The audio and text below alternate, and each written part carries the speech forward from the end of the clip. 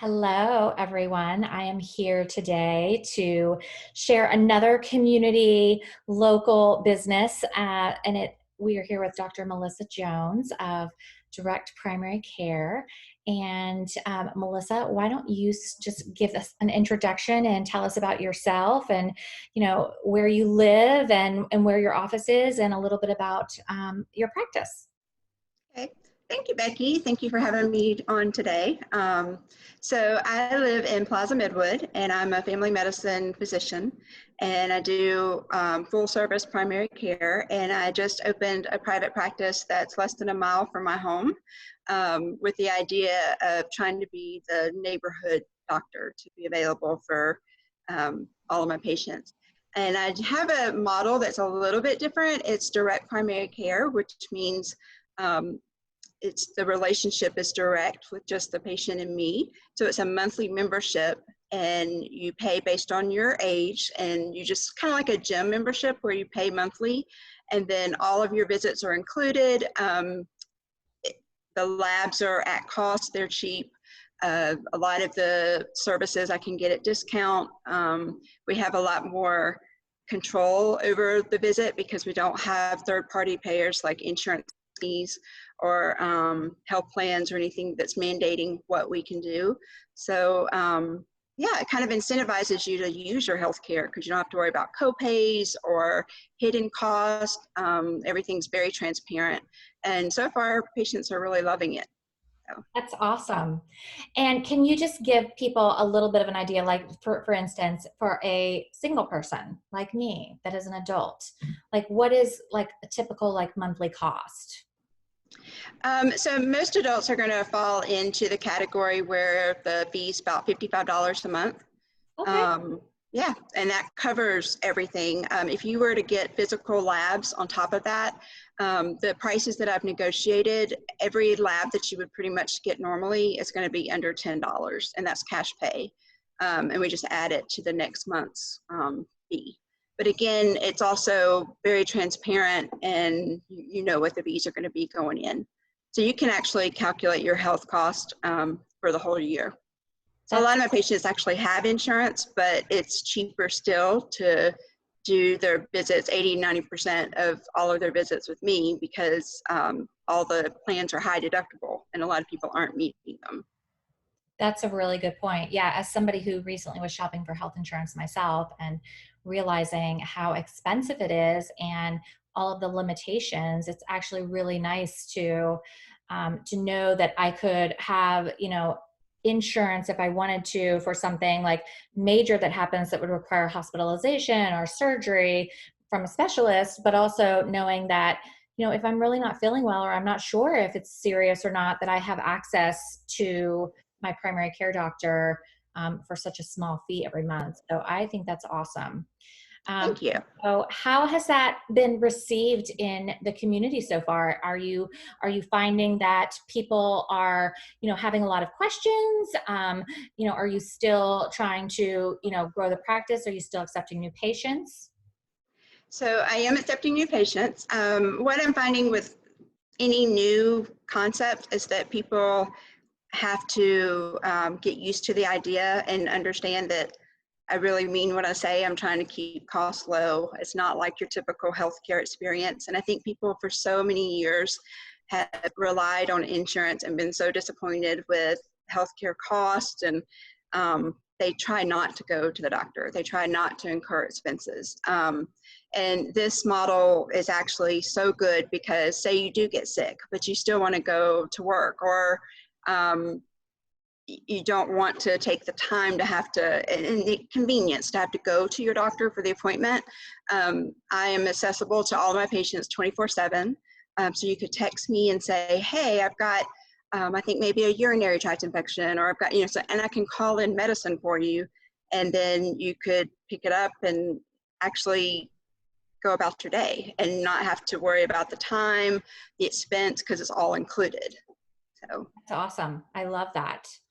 And I guess just, this is definitely a interesting time, and most doctors have really had a learning curve and have converted to doing a lot of telemedicine. But it sounds like that's really part of your model already, is doing that and being, while you do see patients in person, but you are really set up to sort of be accessible, in multiple ways, not just by coming into the office. Right. And to explain how I can be so accessible, because I think that's important to understand that I really can deliver on that promise. Um, with a big hospital system, for example, your typical patient panel size is about 2,500 patients. So you really can't always answer them, get back to them the next day or that same day. You depend on your staff. And with this model, the most amount of patients I'm going to have is about 600. So because of that, I am going to know everybody on a very personal level. Um, so I'm already going to know your history when you get in touch with me. I'm already going to know pretty much everything about you and you as a person, your family, all of that. So it just makes every transaction or every time that you have to get in touch with me a lot easier as a whole. Yes, that sounds amazing. Kind of reminds me of, a different time. And I think COVID has been sort of, highlighting, more of the personal touch and how much connection we really do crave from people, including from our service providers and medical staff. So I think that it's Right. a great model. And to kind of get back, because I sort of went off on a tangent there, but your question was about telemedicine and using those kind of services. So yes, my electronic medical record is already set up to do telemedicine. So I didn't have to make any kind of adjustments or do anything different. And a lot of my patients are very used to texting my personal cell number already. So it's been a very seamless, smooth transition as we're doing the stay at home. And so yeah, it's already set up really well. Yeah. And when you are seeing patients in the office again, they are going to be met with this like lovely home setting almost, because, the office is decorated really nice. It doesn't feel very sterile and clinical, although it is clean. It just, it allows you to, feel a little bit more comfortable when you're going to the doctor when you're not feeling well. So that's one of the things that I really love about your office. So. Thank you. So during these times right now where everyone is kind of having a lot of anxiety and not sure what to do, during the pandemic, what is your advice for your patients on how to sort of just stay healthy during these times? And, what's your best advice? So it's pretty simple. There's not a whole lot we can do because the virus is brand new. So of course we don't have any treatments, we don't have preventions, we don't have a vaccine yet. So our best defense is, like most viruses, most germs, is washing our hands. So if you can get a good hand washing in with 20 seconds with soap, get a good foam going, it disrupts the virus's fatty layer. If you think about have you ever had a pot of grease and you put the Dawn liquid soap in it and it just kind of helps it go away? That's what soap on your hands does. And then that action of actually rubbing them together can kind of destroy some of the virus's capability of being infectious and do what it does. So washing your hands is just so paramount. That's the number one thing you can do. If you don't have a sink or access to be able to wash your hands, hand sanitizer is a good second option.